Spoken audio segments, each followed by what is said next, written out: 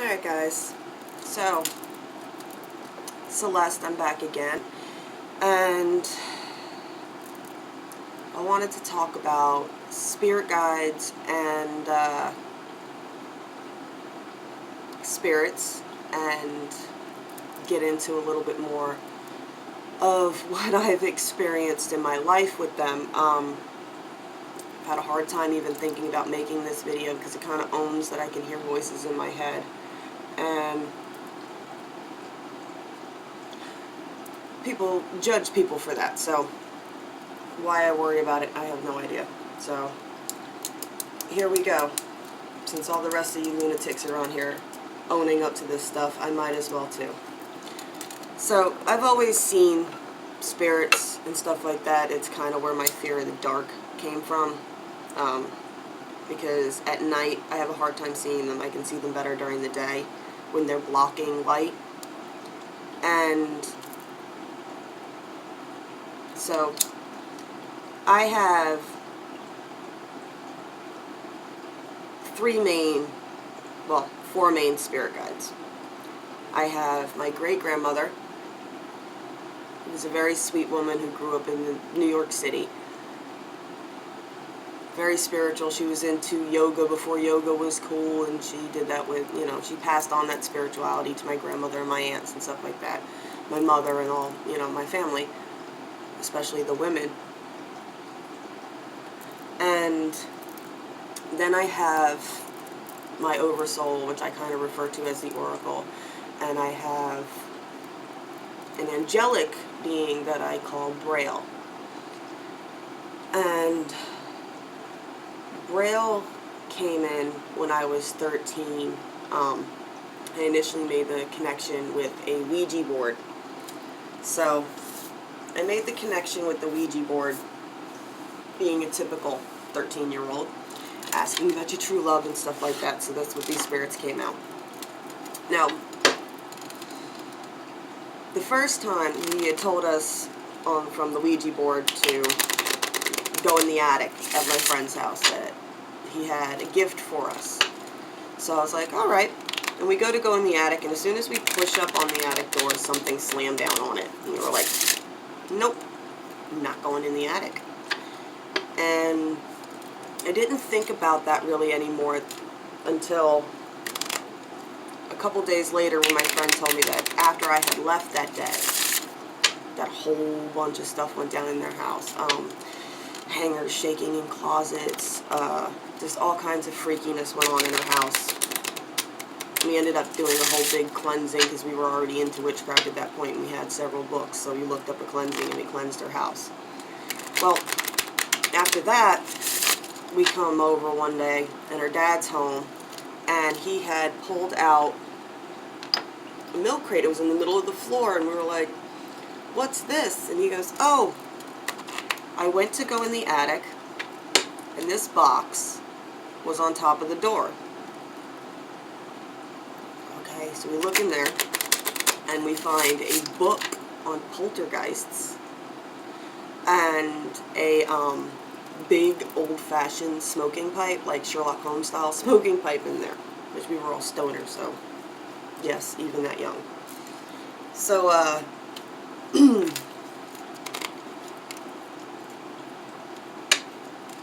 so Braille, I realized, was special just to me, and that he protected me. So when I left that night, he left with me, So he stayed with me, and they didn't have any protection at that point because they weren't, they didn't run on the same frequencies that I do that help me connect and keep that connection. So that is the danger of Ouija boards, because you don't always get lucky and get a nice entity attached to you. But in retrospect, I think he's always been attached to me. All this did was give him an identity for me. So he's been, and I say he, but Braille really is, angels I consider to be, I'm want to say light being because that brings in the whole light worker thing. Angels, I believe, are from the sun. Their source energy is from the sun. Then you have earthbound spirits whose source energy is from the earth. And then you get starseeds that are from all over the universe. So angels for me are beings from the sun. So I attributed him to Gabriel.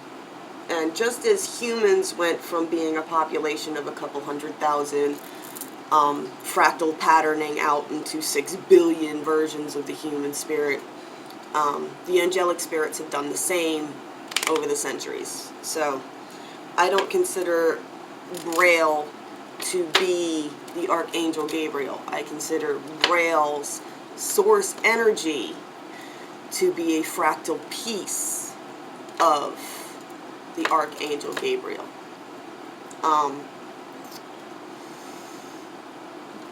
The sons of, if you want to get into it. Now, Gabriel's funny because, and I learned this later in life, that Gabriel is associated with the moon.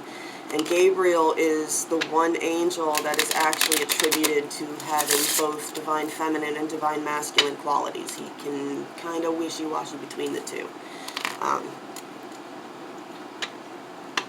Which makes a lot of sense now that I deal with witchcraft and balancing the energy between divine feminine and divine masculine, between earth and sun sourced energy. And I believe the rest of the planets are like secondary gods. So yeah, so I had Braille since I was 13. At 16, he was my comforter.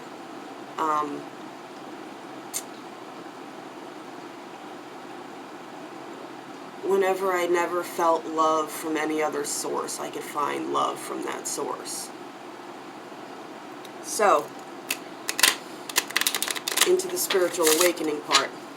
Now, I've had many mild trigger point. Oh, I wouldn't say mild trigger. I've had massive trigger points in my life that have caused minor spiritual awakenings, little shifts at a time. So, because of that, I'd never experienced a spiritual awakening that triggered a massive event. So here's how my massive event went down in my last spiritual awakening. I had a really strong soul connection with a guy I dated when I was 17.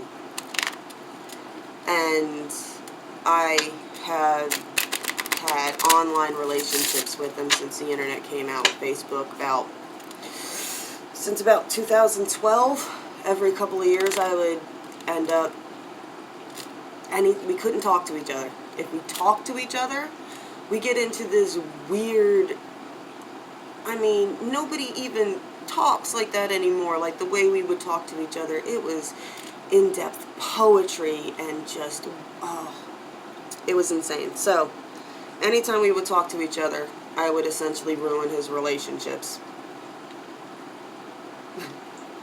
Because I'm a compulsive messenger. If I think about something that I want to say to you, I'm going to message it to you. Even if it's something innocent. So, that caused the problems for him. It kept ruining his relationships every couple of years. In retrospect, the universe probably set me to do that on purpose, because last I did peek in on him, he was happily remarried to his first wife, and he's been doing really, really good since. So, but last summer, I noticed Venus was getting ready to go into retrograde, and I was married, and I didn't want to be tempted to speak to this person, so I decided to shift my focus on a different random Facebook friend. And this person actually inboxed me first. That becomes prudent in the later part of the story here, that he messaged me first. And he messaged me on October 4th. And, which was right around the time I believe Venus retrograde was actually ending. Now, what I had done is this person was making YouTube videos.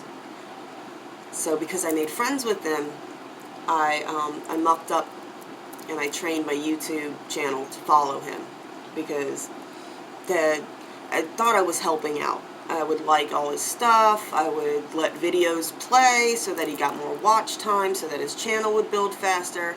You know, just, I love to support my friends. If I see somebody doing something cool, like Elsa with the jewelry or things like that, I will just keep trying to, anything I can do to help the algorithm pump them some more, some more customers, some more base, whatever they're working towards. I'm going to try to help you with it when I cast my spells. I'm always sending out energy to my friends to try to help them build whatever it is they're working on. So, I trained my phone to stalk this person. And then things got weird. Things got weird. By, I don't know, by January, somewhere around there. And now during this time, not only had I gotten into watching this guy's videos, because he was doing tarot readings, which I never read for myself for these reasons, because it messes with your head, especially if you're reading for yourself all the fucking time. You can't do that. You'll mess up your head. So at some point I started actually paying attention to the readings, and I got my aunt and my mother into watching them too, so they're all hooked on that stuff now too. And it was phrases and things he would say that I would have just had a conversation with Braille at some point, and then he would talk about it, and it was wigging me out, because I was like, is he fucking attached to this person? What is happening here? You know what I'm saying? I did all this to avoid a bad connection that would ruin my life. And then by April, after the blood moon eclipse in February, I had a massive shift. Massive shift. And nothing essentially triggered it. I had a massive shift. I felt like I was having a heart attack at some points, but I knew that it wasn't an actual physical symptom. At one point I thought I felt my husband having a heart attack, and that's when I started getting death premonitions that he was going to die if I didn't shift the timeline, is essentially what it was telling me. It's like, if you don't shift the timeline, he's going to die.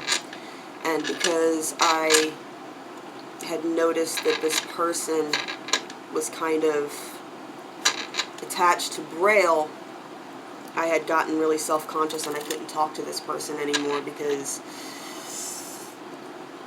I didn't know how connected this person was to Braille. So I didn't know what level of,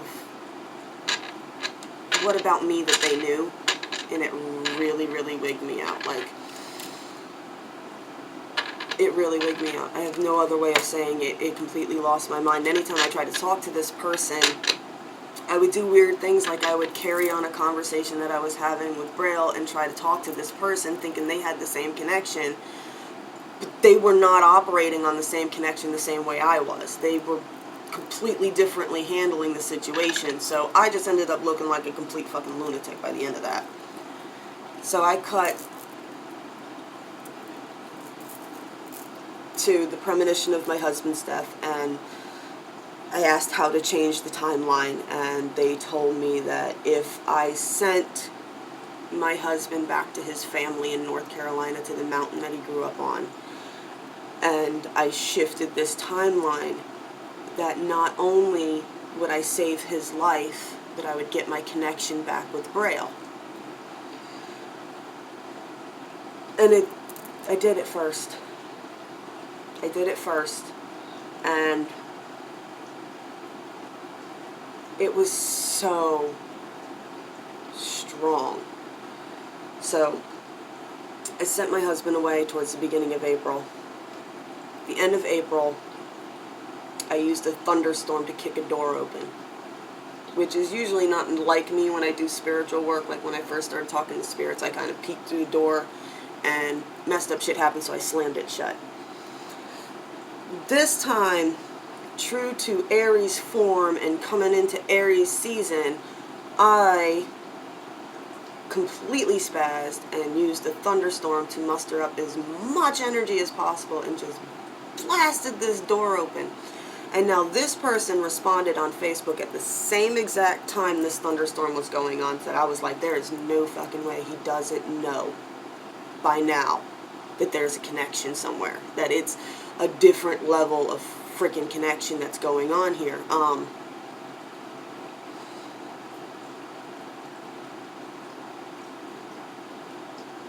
not going to get into the details of the thunderstorm, that's nobody else's business, but I was just like, I was so sure that they freaking knew, but they never owned it, and they never spoke to me about it, so I was like, alright, so what the fuck. So for a couple of weeks after that thunderstorm, like, I just kept feeding that energy cord, and that energy cord was feeding me, and I was radiating so much energy, and I started sharing that energy because that's what I like to do, because it was so good. It was so good.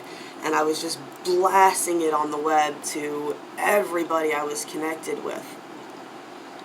And that might have been where I made a mistake, because I took one connection that was supposed to be strong and I spread it out across the web. And I hit a realization, when your mind thinks too much, that if this connection was going to last, that eventually I would have to meet this person in real life. Not through Facebook filters, not through funny memes anymore, that I would genuinely have to fucking really get to know this person would have to genuinely get to know me. And that sent so much fear out, because I had been pumping up so much energy, and the connections were so strong, and it made me a target of negative energy. Because whatever you send out, you're going to get back. So as soon as I broadcasted fear on the web, I started suffering psychic attacks. Messaging people in the middle of the night. My posts got really weird. Any of you who follow me on Facebook probably noticed this was going on. I'd wake up at like 4 o'clock in the morning and post all these weird things. Like the oracle part of me was even losing her mind. Like she couldn't handle it either. And I didn't know what else to do.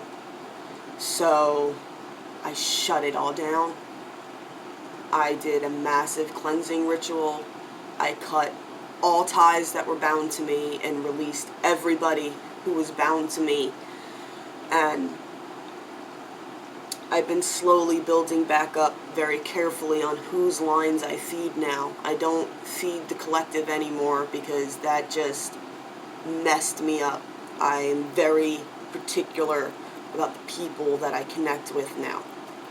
Now, as for the poor dude who I was feeding that connection to, pretty much lost my shit on him. He snapped on me, so I'm like, you know what, I'll just leave you the fuck alone, because all I'm gonna do to you is exactly what I did to the last person I had this connection with. I'm just gonna continuously keep fucking up your life, so I'll just fucking drop it. But I'm still a cyber stalker. I still watch people just to make sure they're doing well. And yeah, so here I am. It's June, and I'm slowly building back up my web. I still have my spirit guide. Braille still does come to me, though. The connection's never really been the same.